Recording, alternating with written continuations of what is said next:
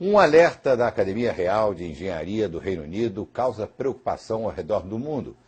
Uma supertempestade solar pode atingir a Terra a qualquer momento. A previsão assusta porque os cientistas só vão saber 30 minutos antes.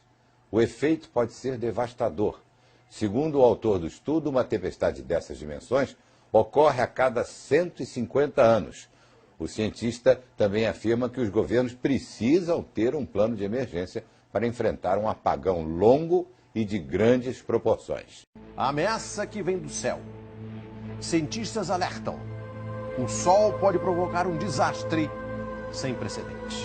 Uma grande tempestade solar está a caminho. E o pior, não há como saber com precisão quando e como ela vai atingir a Terra.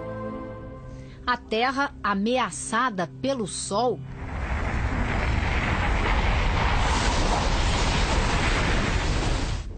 Será que a imaginação dos estúdios de Hollywood tem alguma base na realidade? As tempestades solares existem.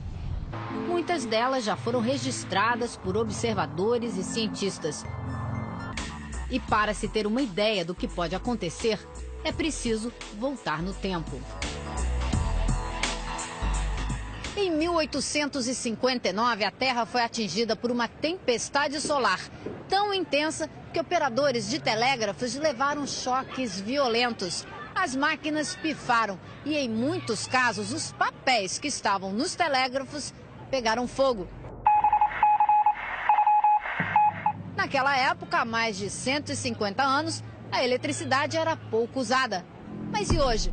O que aconteceria se nós fôssemos atingidos novamente por uma tempestade solar muito forte? Você pode ter mesmo queda, perda de sinal de GPS, telefonia, transmissão de energia elétrica, comunicação, pode ficar sem comunicação na Terra. Um pouco do impacto já foi registrado em tempos recentes. Em março de 1989, 6 milhões de canadenses ficaram sem luz por mais de 9 horas.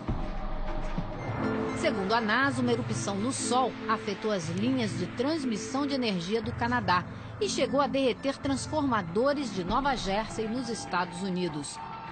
Em julho de 2000, o Sol provocou curtos-circuitos em satélites e deixou muitas rádios fora do ar. Jeffrey Oish é astrofísico do Museu de História Natural de Nova York. Ele explica que o Sol é uma estrela formada por gases superquentes em constante movimento. No interior, ele é bastante estável. Mas na superfície é bem diferente. Acontecem explosões que liberam uma grande quantidade de energia e expulsam material na atmosfera, as chamadas tempestades solares. Jeffrey dá um exemplo. É como se você fosse torcendo um elástico, torcendo até ele arrebentar. Se o material expulso do Sol for lançado com força total em direção à Terra, ele vai causar estragos. Nesta semana, um dos maiores jornais do mundo, o The New York Times, advertiu em sua manchete: previsão para tempestade solar, uma pequena chance de destruição. O motivo é que nos últimos meses o Sol chegou ao pico de um ciclo. O Sol, ele passa por ciclos de aproximadamente 11 anos de duração, onde você tem máximos e mínimos da atividade solar, que podem ser quantificados por meio de uma contagem do número de manchas solares.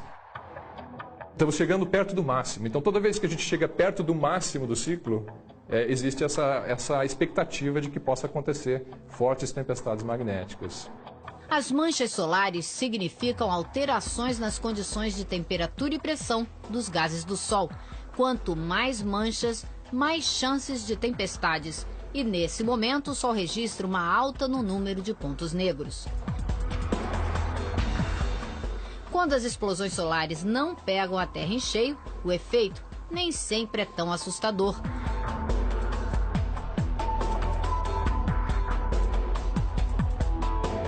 Pode ser um show de luzes no céu, como esse, a conhecida aurora boreal.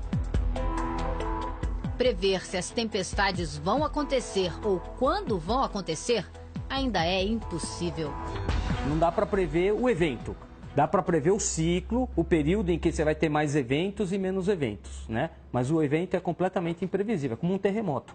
Os mais pessimistas temem que transformadores de energia sejam afetados e um efeito cascata deixe 2 ou até 3 continentes totalmente às escuras por mais de um mês. Muitos americanos já se preparam. Jason Charles faz parte de um grupo de alarmistas prevenidos. Ele acha muito provável ter que enfrentar um longo período sem energia. E imagina até que a falta de luz pode afetar a economia e provocar o caos aqui na Terra. Medical kit, fire starting kit. Por isso, ele estoca de tudo. Another headlamp. That's ramen noodle. Ele está sempre pronto também para fugir de Nova York com a mulher e as filhas se a situação ficar muito complicada. There goes a headlight.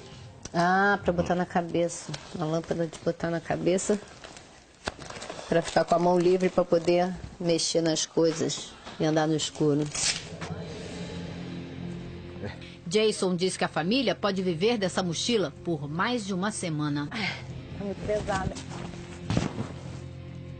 Para gente como Jason, não saber quando a tempestade vai chegar é o mais assustador. Se as pessoas já erram a previsão do tempo aqui na Terra, imagine uma previsão do clima espacial, que é muito mais difícil você conseguir dados precisos, porque a gente tem que usar os satélites e é muito mais complicado. Nós não conhecemos tão bem, não estamos estudando esses fenômenos há tanto tempo quanto estudamos a atmosfera, então é um sistema bastante complicado. Hoje em dia, muitos satélites observam o Sol e eles têm a missão de divulgar o que acontece para operadores de hidrelétricas, redes de distribuição de energia e administradores de oleodutos. Assim, é possível tentar se prevenir. Segundo Jeffrey Oish, teremos pouco mais de 8 horas até a tempestade solar atingir a Terra. E o cientista acha que nós vamos sofrer com uma grande tempestade nos próximos meses ou semanas? Ele não arrisca uma previsão, mas acha melhor pensarmos também em outras maneiras por onde o desastre pode chegar. A quantidade de material que uma tempestade solar lançaria na nossa direção é de cerca de 100 milhões de toneladas.